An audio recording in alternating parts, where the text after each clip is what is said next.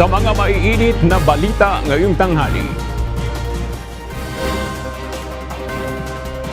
Bilang ng mga biktima ng paputok ilang araw bago ang pagpapalit ng taon, sumampa na sa 69 ayon sa Department of Health. Mga namimili ng paputok sa Bukawe, Bulacan nagsimula ng dumami. Mga otoridad nagpaalala na bumili lamang sa mga tindahan na mayroong compliance permit.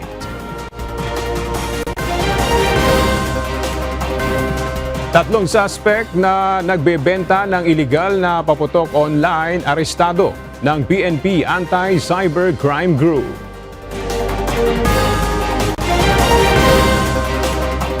Nahuling fixers sa Batangas Port na nangingikil sa mga pasahero nitong holiday rush, itinurong kasabwat umano ang ilang gwardya sa pantalan.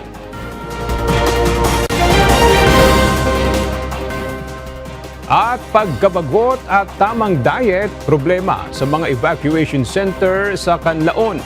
Posibilidad na itaas ang alert level ng bulkan, pinaghahandaan ng Office of the Civil Defense Region 6.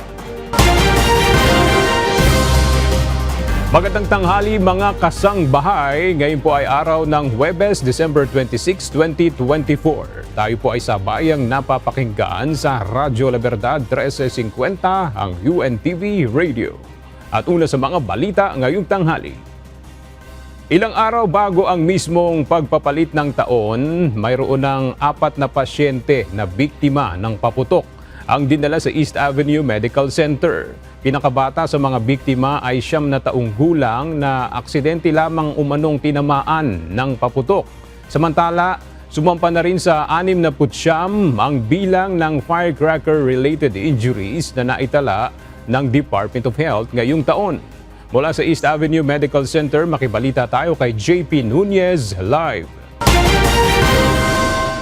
JP, ano yung detalye nitong 4 na biktima ng paputok na dinala dyan sa East Avenue Hospital? Aga, meron na ngang 4 na firecracker-related injuries ang naitala sa East Avenue Medical Center sa Quezon City ngayong December 26. Lahat ng kaso na yan ay pawang nangyari kahapon, December 25. Yung unang pasyente ay isang 23 years old na babae mula sa Quezon City.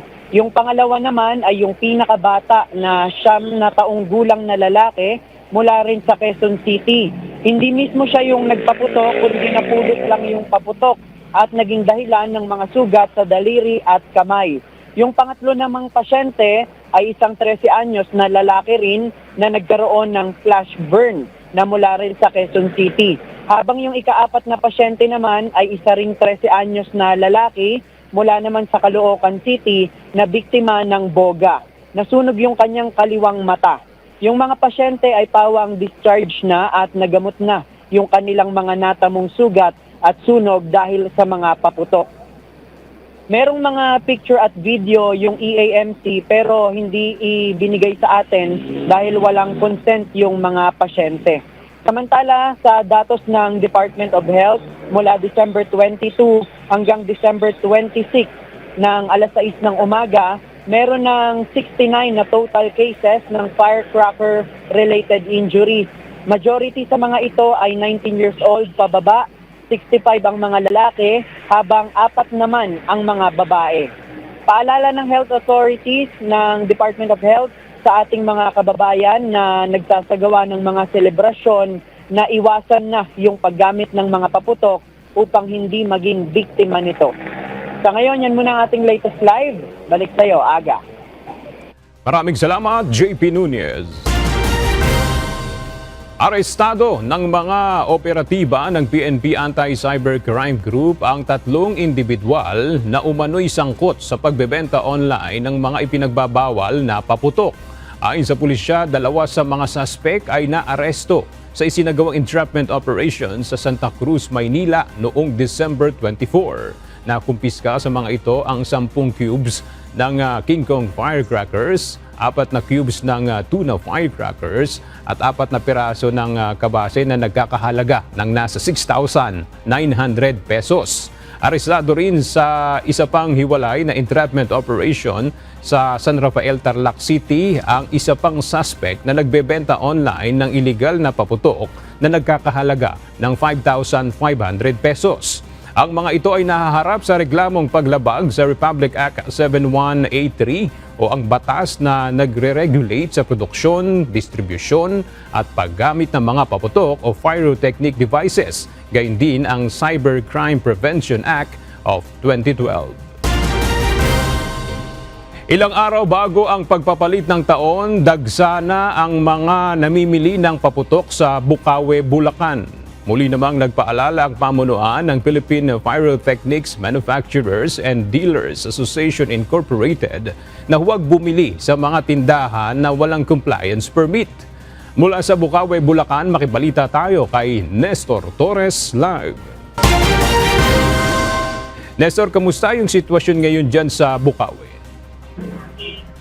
Agad sa kasalukuyan, kung mapapansin natin dito sa aking likuran, marami na rin ang mga paputok na ibinebenta at marami din mga mamimili ng paputok ngayon dito sa mga tindahan. At paalala rin sa mga mamimili, lalo na ngayon maraming mga sasakyan na nga dumadagsa na nga yung mga tao at maraming mga sasakyan, ay mas maganda na nga na mas maaga silang pumunta at huwag na sumabay, lalo na sa araw ng bukas dahil mas marami pang inaasahang pagdagsa ng marami pang mga pupunta dito sa Bukawe. Damdam ng pagdagsa ng mga mamimili ng paputok sa Bukawe, Bulacan ilang araw bago ang pagpapalit ng taon, ayon kay Lea Alapide, presidente ng Philippine Pyrotechnics and Manufacturers Dealers Association o PPMDAI. Ayon kay Alapide, dahil sa inaasahang pagdagsa ng mga mamimili, ay aasahan din ang pagtaas ng presyo ng ilang mga tindang paputok at mga pailaw. Gaya ng sawa na 1,000 rounds na dating 700, ngayon ay magiging na dating 700, ngayon ay 850 pesos na. Ang luces na dating 10 pieces ay 40 pesos, ngayon ay 50 pesos na. Gayon din ang quitis na dating 7 pesos ang isang peraso, ngayon ay 10 pesos na. Sa sitwasyon naman ng mga mamimili, ayon kay Alapide, mas mabuti na bumili sa mga accredited na mga tindahan ng paputok dito sa Bukawe, Bulacan na nakakomply doon sa hinihinging may mga permit ng PNP, DTI at ng mga local government unit dahil marami sa mga nagtitinda ngayon ang inaasahan na mga magbebenta ng mga illegal na paputok na ito yung kanilang binabantayan. Pero ang pangunahin lamang na accredited dito sa Bukawe, Bulacan ay nasa 22 na mga tindahan ng paputok at 6 na manufacturer. At maging doon sa iba't ibang mga lugar dito sa Bulacan ay hindi pa pwedeng magtinda kung saan-saan, liban na lang doon sa mga may permit na pinahintulutan. At sa ngayon, as of now, ay tuloy-tuloy pa nga rin itong pagbabantay ng mga ating mga kababayan ng PNP dito sa Bukawe, Bulacan dahil sa inaasang pagdagsapan ng maraming mga mamimili. At katunayan na aga sa kasalukuyan ay build up na rin at nagdudulot na nga ng masikip na trapiko dito dahil sa pagdagsa ng mga bumibili ng paputok. Paalala, huwag bibili ng mga paputok, lalo yung mga magpupuslit, yung mga lumalapit na mag-aalok ng mga paputok ay maigpit yung pinagbabawal at sino mang mahuli ay maaaring makulong at ulihin ng PNP kapag sila ay nakalabag. At bawal din dito ang higit na pinagbabawal yung paninigarilyo malapit sa mga tindahan ng paputok dito sa Bukawe, Bulacan. At yan muna ting latest live. Balik sa iyo. Aga? Maraming salamat, Nestor Torres. Upang matiyak ang kaligtasan ng lahat ngayong nalalapit na ang pagpapalit ng taon, nagbaba ng kani-kaniyang ordinansa ang ilang lokal na pamahalaan sa Metro Manila hinggil sa pagpapaputok at pagsasagawa ng fireworks display. Ang detalye sa report ni Mia Alonso live. Mia, ano yung ordinansa at paalala ng ilang LGU patungkol dito sa pagsasagawa ng mga fireworks display sa kanilang mga lugar? Tahali sa iyo aga, ilang araw pa nga lamang ay nagbabana ng ordinansang ilang lokal na pamahalaan hinggil sa mahigpit na pagbabawal sa pagbebenta o paggamit ng mga paputok. Sa fireworks naman ay may mga ilang lugar na itinalaga ang mga ito upang pagdausan ng mga fireworks display. Nagbigay ng paalala at babala ang ilang local government unit hinggil sa mga paputok at paingay sa papalapit sa paglipat ng taon. Ayon sa social media post ng government ng Muntinlupa City, mahigpit na ipinagbabawal ang paputok maging ang mga modified muffler o pipe o ang ginagawang mga paingay gamit ang motorsiklo. Makakatanggap ng 1,000 pisong halaga hanggang 5,000 piso na pataw na parusa sa mga magbebenta, magmamanufacture, magdi-display o magkakaroon ng posesyon sa mga paputok o anumang pyrotechnic devices. 2,000 hanggang 7,000 naman ang pataw sa paggamit ng motorsiklo at sasakyan na mayroong open muffler o sound booster na gamitin bilang pampaingay. Sa Facebook post naman ng Malabon City, muling ipinaalala ng lokal na pamahalaan ang mga itinalagang lugar na maaaring magsagawa ng fireworks exhibition. Maaaring magsagawa ng fireworks sa People's Park, Barangay Catmon, Malabon City at Plaza Diwa, Barangay Tugatog, Malabon City. Pagpapaalala ng Quezon City Government na ugaliin ang pagsusuot ng face mask kung hindi maiiwasan ng exposure sa mga paputok o fireworks display. Mahigpit din ang pagpapaalala ng mga ito sa pagbebenta at pagbibigay ng mga paputok lalo na sa mga minor de edad. Muli namang ipinaalala din ng Department of Health na pag-ingatan ang kalusugan at umiwas sa paggamit nito lalo pat sunod-sunod na ilang araw ang insidente na nagiging biktima ng paputok. Kaya't mahigpit na paalala ng ahensya na humanap na lamang ng alternatibong paraan ngayong holiday season. Yan muna ang update. Balik sa iyo, Aga. Maraming salamat, Mia Alonzo. Ngayong nalalapit na ang pagpapalit ng taon, hindi pa rin naiiwasan ng iba nating mga kababayan ang pagpapaputok. Kaugnay nito, muling nagpaalala ang Animal Kingdom Foundation na nagdudulot ng labis na stress o sobrang pagkatakot sa mga hayop gaya ng mga aso at pusa. Kaya naman muling nagpaalala ang Animal Welfare Group sa mga fur parents na kung maaari ay itago sa mga kwarto o banyo ang kanilang mga alaga upang maiwas sa mga tunog ng mga paputok. Maaari ring takpan ang mga bintana o di kaya ay balutin ng anxiety wrap ang kanilang mga alaga upang pakalmahin ang mga ito. Umabot na sa 32 insidente ng sunog na dulot ng paputok mula Enero 2024. Ayon sa Bureau of Fire Protection o BFP, 16 dito ay dahil sa fireworks habang 15 naman ang dahil sa paputok. Karamihan dito ay nangyari sa Calabarzon na sinundan ng Metro Manila, Western Visayas at Central Luzon. Mayroon na ring 24 na nasawi sa sunog. Tinataya ng mga nasa 210,450,029 ang halaga ng mga napinsalang ari-arian. Nag-enjoy sa pamamasyal sa Manila Zoo ang mga bata at kanilang pamilya. Ito ay kahit naging maulan kahapon December 25 sa Metro Manila. Narito ang report ni Rosalie Coz. Masaya ka ba ngayong kasama mo ang iyong mga pinsan? Opo. Bakit? Dahil mas masaya po pagkasama po sila. Tapos may zebra po. Snake din. Kahit maulan ang araw ng Miyerkules, December 25, dinayo hindi lang ng mga taga Metro Manila, kundi maging ng mga galing sa Karatig probinsya ang isang sikat na pasyalan sa bansa, ang Manila Zoological and Botanical Garden o mas kilala sa tawag na Manila Zoo. Pami-pamilya ang bumisita sa Manila Zoo na pinakamatandang zoo sa Pilipinas. Makikita sa kanila ang excitement, lalo na ang mga bata na nag-e-enjoy dahil sa iba't ibang uri ng mga hayop. Ano bang favorite mong hayop? Zebra po. Enjoy to mga bata. Gusto nila talaga makapunta dito. Kasi ito, hindi pa nakakarating ito. Jacob, enjoy mo naman yung Manila Zoo. Nag-enjoy ka ba? Opo. Ano yung paborito mong hayop? Unggoy. Yung mga hindi po nakikita dun sa iba. Dito lang po nakikita. Ba't gusto mo bumalik-balik? Pang Instagram na po. Kahit naman marami sa Manila Zoo animals ang nanganganlong sa kanilang silungan dahil sa mga pag-ulan, nagpakita pa rin ang mga ito upang masulyapan ng kanilang mga panauhin, gaya ng lion, tiger, crocodile, snake, turtle, monkeys, iba't ibang uri ng ibon at marami pang iba. Kabilang sa highlight ng pamamasyal dito sa Manila Zoo itong Butterfly Garden. Meron ding museum kung saan nakapreserve ang iba't ibang uri ng paru-paro. Talagang picture perfect kasama ang colorful butterflies. Kung ikukumpara sa kaparehong araw noong 2023, mas kakaunti ang bumisita sa Manila Zoo ngayong December 25 dahil sa maulang panahon. Subalit hindi naman na-disappoint ang mga kababayan dahil makabuluhan ang bawat oras kasama ang mahal sa buhay. Para naman po to sa pamilya yung araw na to eh.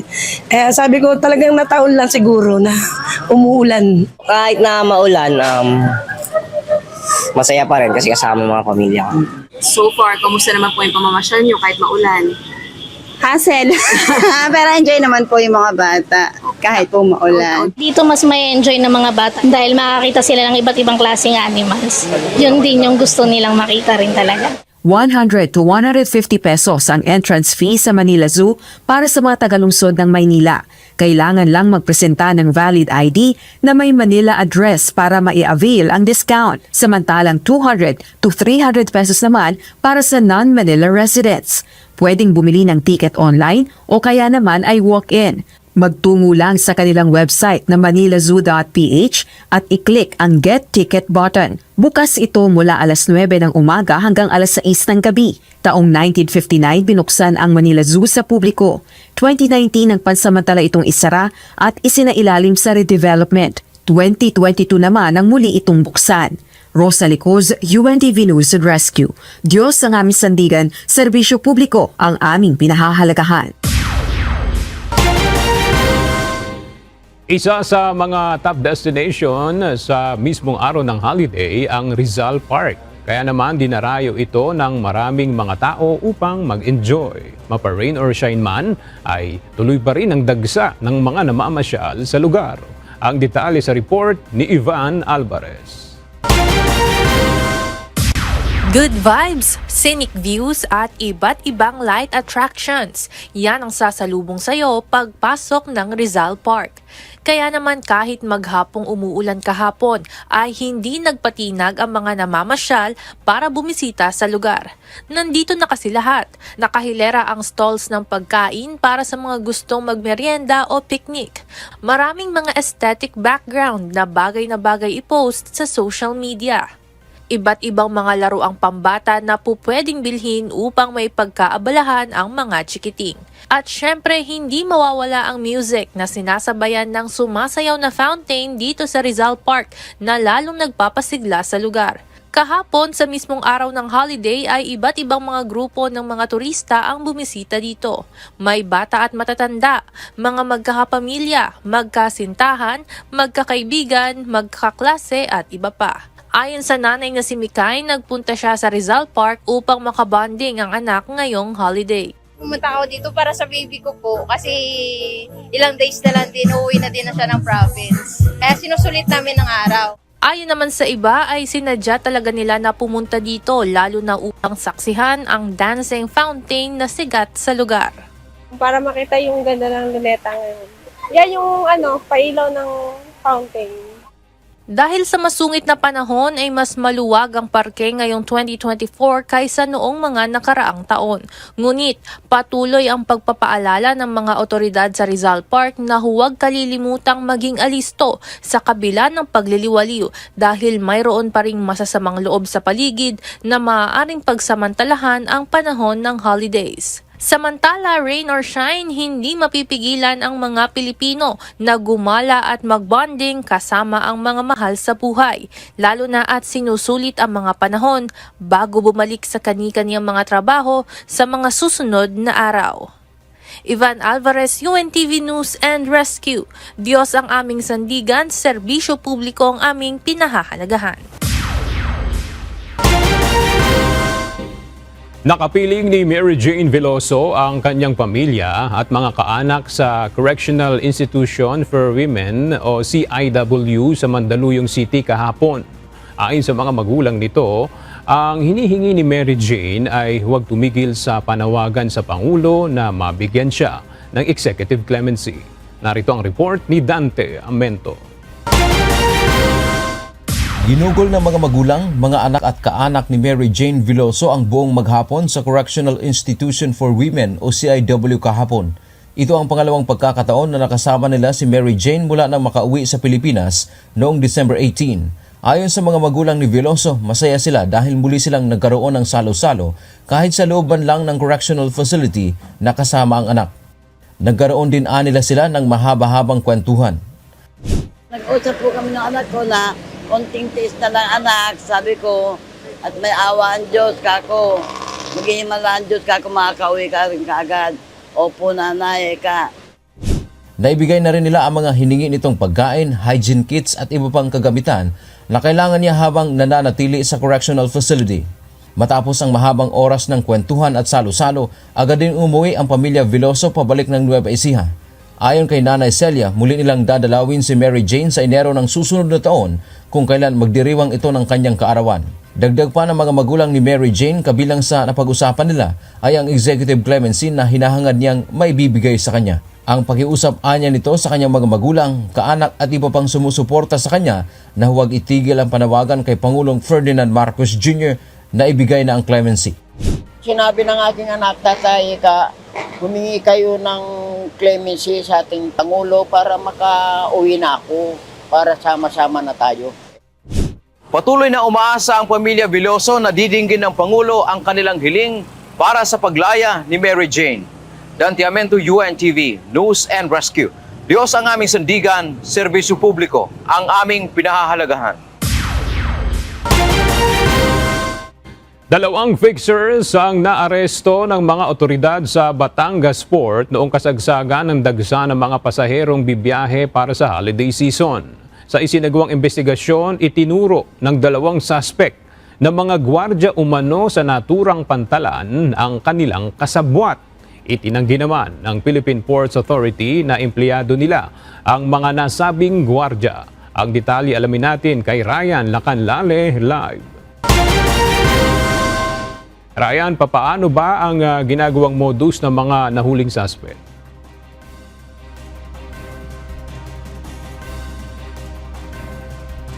Ating mga kababayang motorista na pabibilisin nila yung pagsakay sa roro ng ating mga kababayan kapalit ang pera.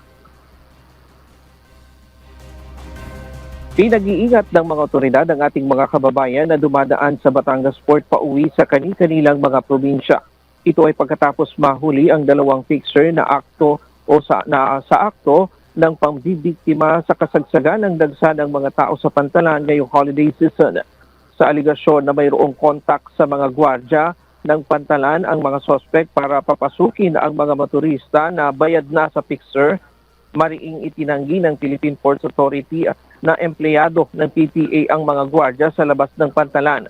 Ayon kay Eunice Monte, tagapagsalita ng Philippine Ports Authority, ang mga gwardya ay galing sa private security agency ng Asian Terminals Incorporated, ang operator ng Batangas Port.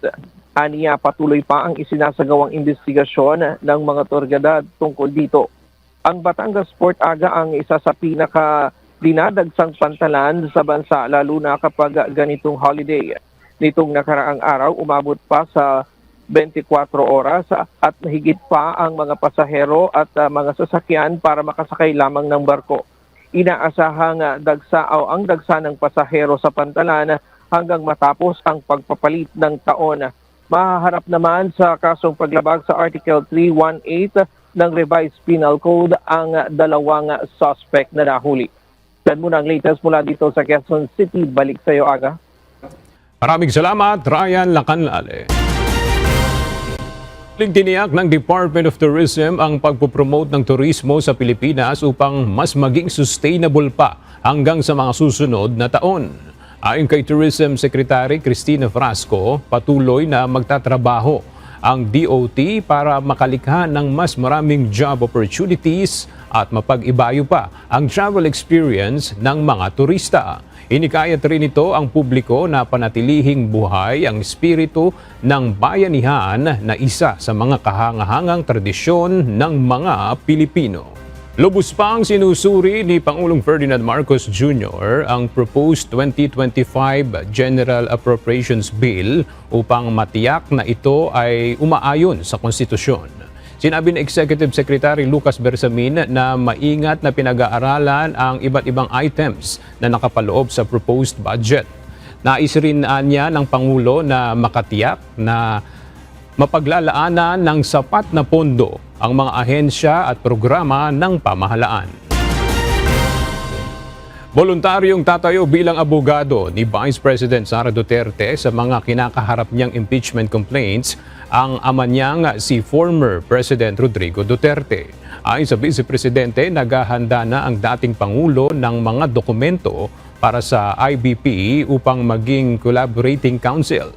Iginiit pa ni VP Duterte na wala silang nilabag na batas at haharapin nila ang mga kaso kahit pa tila nawawala na ang rule of law. Inihain sa Kamara ang isang panukalang batas na naglalayong maglaan ng 10 milyong pisong halaga ng medical aid kada legislative district taon-taon para sa health at medical needs ng military at uniform personnel.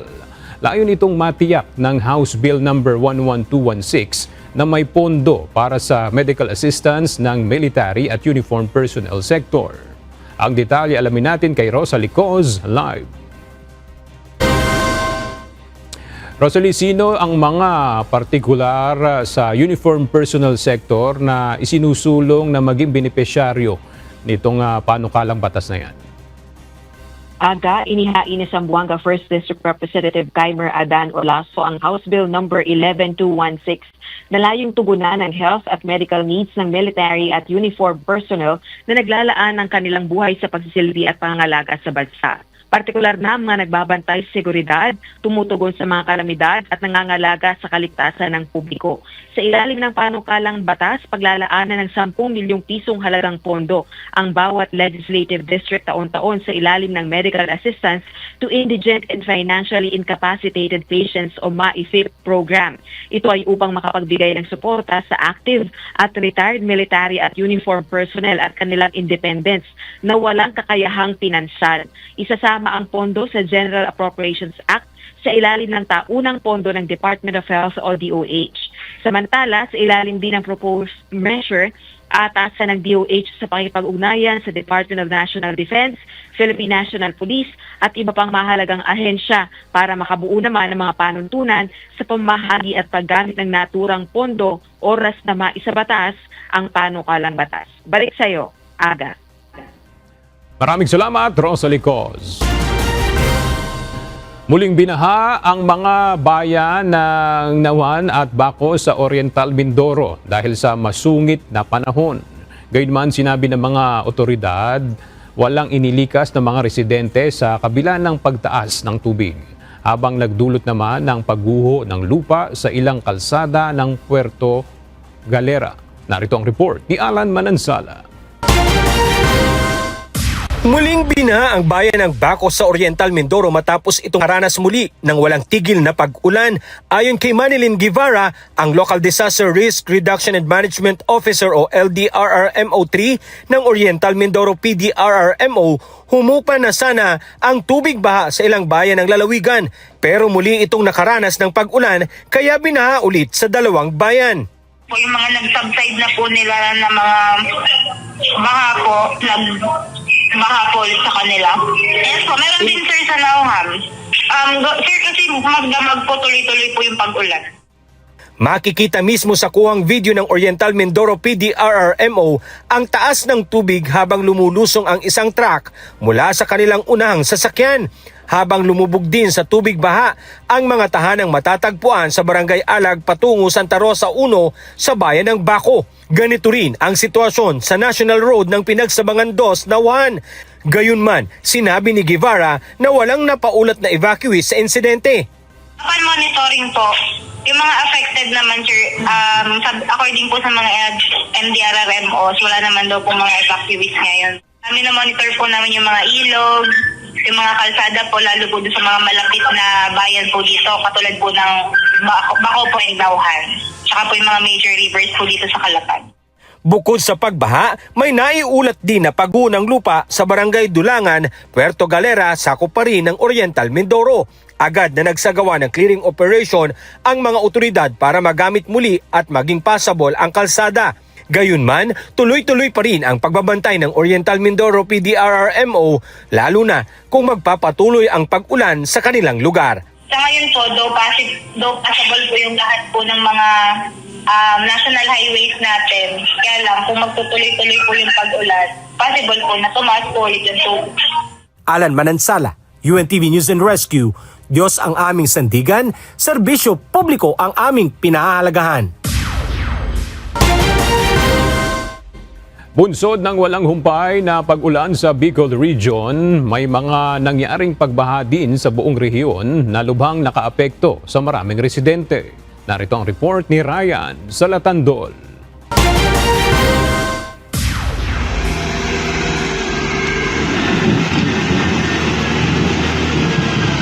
Nagsagawa ng clearing operations ang mga DRRMO at DPWH hinggil sa nangyaring landslide sa ilang bahagi sa Bicol Region. Sa Bonag-Bonag, Mangnaway sa bayan ng San Andres, Isla ng Catanduanes, hindi madaanan ng mga motorista ang kalsada bunsod ng gumuhong malaking tipak ng bato at lupa sa daan. Kahapon ng tanghali, December 25, nagtulong-tulong ang mga kawani ng DRRMO at BFP gamit ang loader para maialis ang nakaharang na bato dahil sa walang humpay na ulan. Maging sa barangay Laganak sa bayan ng Balatan, hindi pa rin madaanan ng mga motorista ang kalsada na nag-uugnay sa bayan ng Nabua at Balatan sa Camarines Sur. Pinapayuhan ang mga residente na manatili na lang muna sa kani-kanilang tahanan dahil sa insidente. Naputol din ang ginagawang detour sa lugar. Agad na naglagay ng mga tauhan ng PNP para umasiste at magbigay ng babala sa mga motoristang magtatangkang dumaan doon. Ilang lugar naman sa Camarines Norte ang nakaranas ng pagbaha gaya ng Barangay San Pascual sa Basod. Habang sa bayan ng Karamuan, Camarines Sur, nalubog din sa tubig baha ang kalsada simula Kamakalawa, December 24. Ayon sa MDRRMO Karamuan, maaari pa din namang madaanan ng kalsada, subalit pinag-iingat ang mga motorista, lalo na ang mga nakamotorsiklo. Sa Libon Albay, hindi madaanan ng mga motorsiklo at light vehicles ang isang kalsada sa sitio Ologon sa Barangay San Isidro, Libon Albay. Inabot din ng tubig baha ang loob ng bahay ng ilang mga residente sa AM's Barrio sa Legazpi City. Ryan Salatandol, UNTV News and Rescue. Diyos ang aming sandigan, serbisyo publiko ang aming pinahahalagahan. Patay ang isang lalaki mula sa bayan ng Lupi sa Camarines Sur matapos na tangayin ng malakas na agos ng tubig habang patawid ito sa spillway. Mula sa presentasyon Camarines Sur, nagbabalik si Ryan Salatandol live. Ryan, natagpuan na ba yung labi ng lalaki at kumusta na yung lagay ng panahon dyan sa Camarines Sur?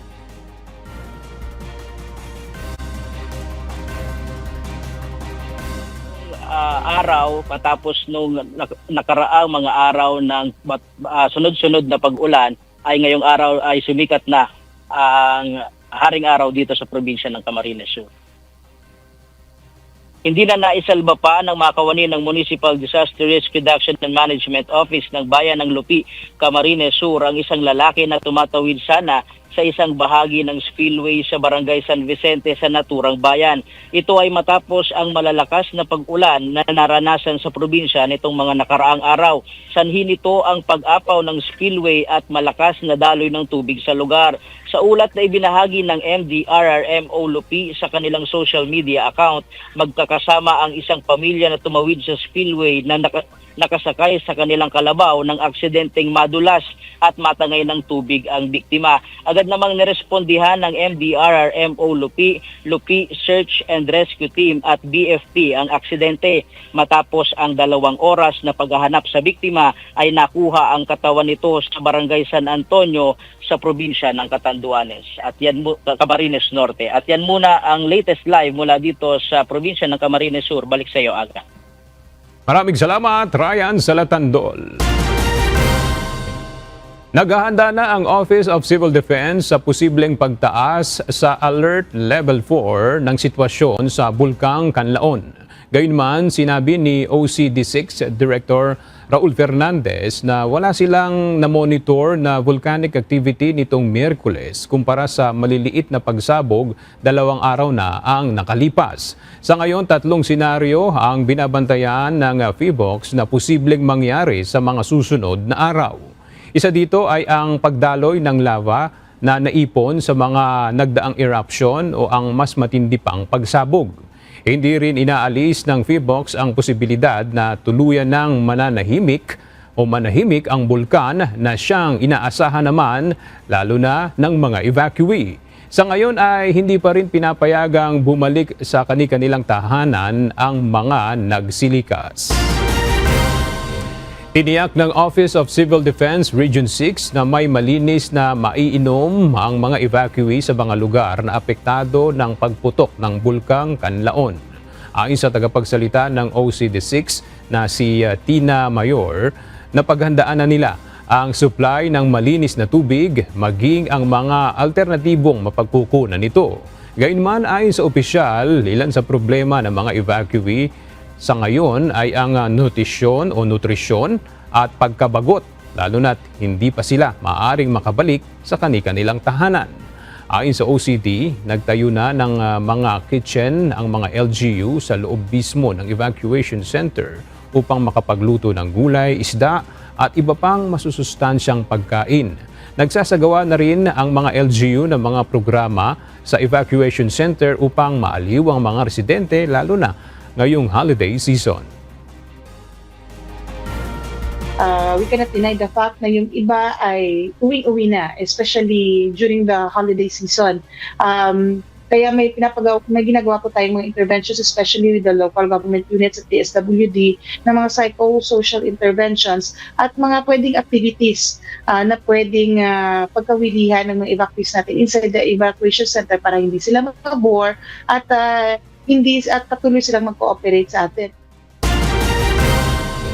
Opisyal nang sinimulan ngayong araw ang pag-iimprenta ng training ballots para sa 2025 elections. 2 makina na galing sa South Korea ang gagamitin para sa printing ng mga balota. Mula sa Quezon City, balikan natin si Dante Amento live. Dante, gaano karami ang training ballots na gagamitin at kagaya ba mismo yan ang gagamitin sa aktual na halalan? Magandang tanghali, Aga. Sa ngayon, wala pang ibinigay na eksaktong bilang ang Commission on Elections o COMELEC kung ilang mga training ballots ang imprinta. Pero ito ay bilang paghahanda ng Aga sa 2025 midterm at Bangsamoro parliamentary elections. At nagsimula na nga kanina yung opisyal na pag-iimprenta sa National Printing Office o NPO ng training ballots na gagamitin ng mga trainers, support staff at electoral boards na magsisilbi sa araw ng halalan. Kailangan kasi matutunan ng mga partikular na mga guro itong hindi lamang yung pagpagana ng mga makina o automated counting machines, kundi pati na rin ang tamang pag-handle ng mga balota. At 2 mga bagong makina nga mula sa South Korea ang gagamitin o ginagamit ngayon sa pag-iimprenta ng training ballots. Fictitious names pa, Aga, o hindi pa tunay na pangalan ng mga kandidato ang nilalagay doon sa training ballots. Una na nag-imprenta ng test ballots ang COMELEC sa pamamagitan ng NPO na aabot sa mahigit 1 milyon. Yan muna ang ating update mula dito sa Quezon City. Balik sa iyo, Aga. Maraming salamat, Dante Amento.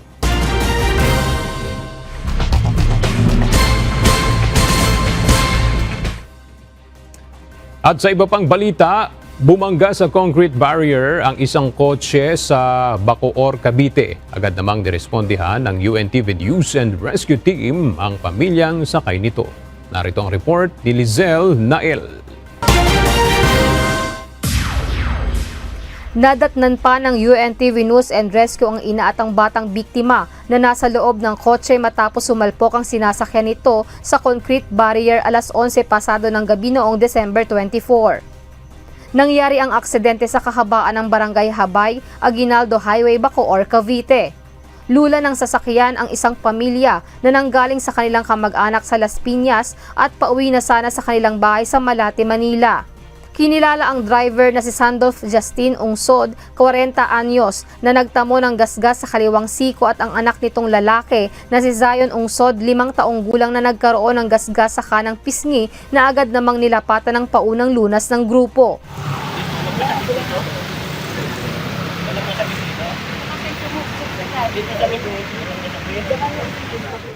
Ayon sa driver, siya ay nakaidlip habang nagmamaneho dahilan upang sumalpok sa concrete barrier ng kalsada.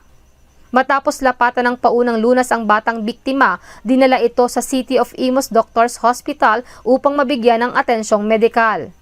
Nakatagilid at wasak na SUV naman ang nadaanan ng UNTV News and Rescue sa kahabaan ng Aguinaldo Highway, Barangay San Agustin 2, Dasmariñas, Cavite mag-aalas 2 ng madaling araw kahapon, December 25. Nakaupo na sa gilid ng kalsada ang driver nito na agad namang nirespondihan ng grupo. Kaya mo tumayo, kuya? Hindi mo kaya tumayo.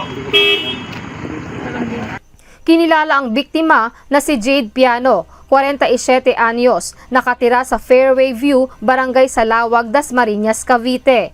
Galing si Jade sa kanyang kapatid at pauwi na sa kanilang bahay nang mangyari ang aksidente. Ayon sa biktima, nawalan siya ng kontrol habang nagmamaneho at bigla na lamang sumalpok ang sasakyan nito sa concrete barrier. Kwento ng nakasaksi, di naagapan ng biktima ang dilaw na concrete barrier kaya't nabangga ito. Paano mo nakita yung nangyayari? Pagka po, may dala-dala akong dadiretso ba? Kung baka hindi niya napan yung kulay dilaw po. Tapos po pagbangga, umangat po yung SUV. Lakas po ng pagpak Nagtamo ang biktima ng gasgas sa kanang bahagi ng tuhod at binti, kaliwang bahagi ng braso at pananakit ng kaliwang balikat. Matapos mabigyan ng first aid, dinala na ang pasyente sa De La Salle University Hospital. Sa rescue po ito, nandiyan ka pa rin? Nakatanggap naman ng tawag mula sa isang concerned citizen ang UNTV News and Rescue Team tungkol sa aksidente ng isang motorcycle at isang taxi. Agad itong nirespondihan ng grupo sa Commonwealth Avenue sa Manggahan MRT Station 7, Quezon City, alas 8 ng gabi noong December 24. Ikaw, wala ka sugat? Tumilapan ba siya? Nagtamo ng sugat ang motorcycle rider sa kanang binti at sakit sa likod. Samantalang ang kanyang angkas naman ay nagkaroon ng galos sa kanang siko at pananakit ng likod. Ang mga pasyente ay kinilalang si Joel Basco, 49 anyos, at Justin Basco, 14 anyos mula sa Pililla, Rizal. Nakita po namin ang pasyente po, yung motorcycle na rider po ay nakakatayo naman po. Pero mayroon po siyang galos at meron po siyang sugat sa kanang bahagi ng binti po niya. Nilapatan po namin ng paunang lunas po. Nilagyan po namin ng bandage yung mga sugat po nila. In-assess din po namin yung kanilang kabuuan kung mayroon pa pong ibang sugat o nasaktan. Dahil tumanggi nang magpadala sa ospital ang mga pasyente, ay inihatid na lang sila ng grupo sa Sector 5 Traffic Center ng Quezon City. Lizel Nael, UNTV News and Rescue. Diyos ang aming sandigan, serbisyo publiko ang aming pinahahalagahan.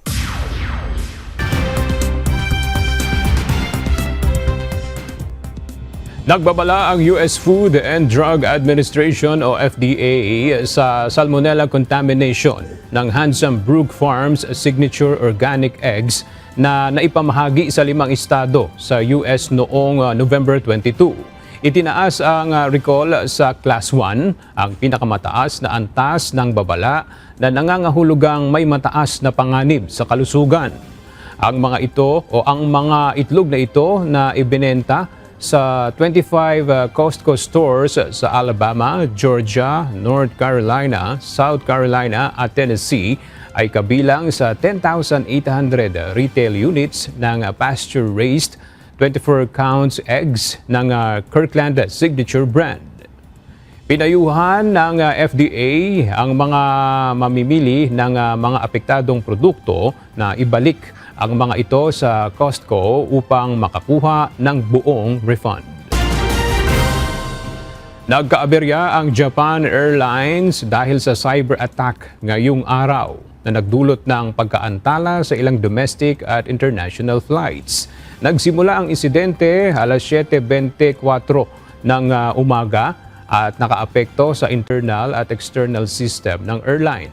Sinara ng Japan Airline ang isang router na naging sanhi ng aberya at pansamantalang sinuspindi ang pagbebenta ng tiket para sa mga flight na aalis ngayong December 26. Nilinaw naman ng ANA Holdings, isa pang malaking airline sa Japan, na hindi naapektuhan ng naturang cyber attack ang kanilang system. Nag-crash ang isang Embraer 190 jet ng Azerbaijan Airlines sa Aktau, Kazakhstan na ikinasawi ng 38 tao. Lumihis ang eroplano sa orihinal na ruta mula Azerbaijan patungong Russia dahil sa iniulat na emergency. Sinugod sa ospital ang 29 na sugatan, kabilang ang 2 bata. Naapula naman ang sunog sa lugar ng insidente. Sinisiyasat ng mga otoridad ang black box ng eroplano upang matukoy ang sanhi ng aksidente habang sinuspindi ang mga flight patungong Chechnya. At sa ating pong iiwang mga salita ng Diyos na ating sandigan mula sa aklat ng Unang Pedro, Kapitulo 4, versikulo 8 na nagsasabi, "Nauna sa lahat ay maging maningas kayo sa inyong pag-iibigan, sapagkat ang pag-ibig ay nagtatakip ng karamihang kasalanan."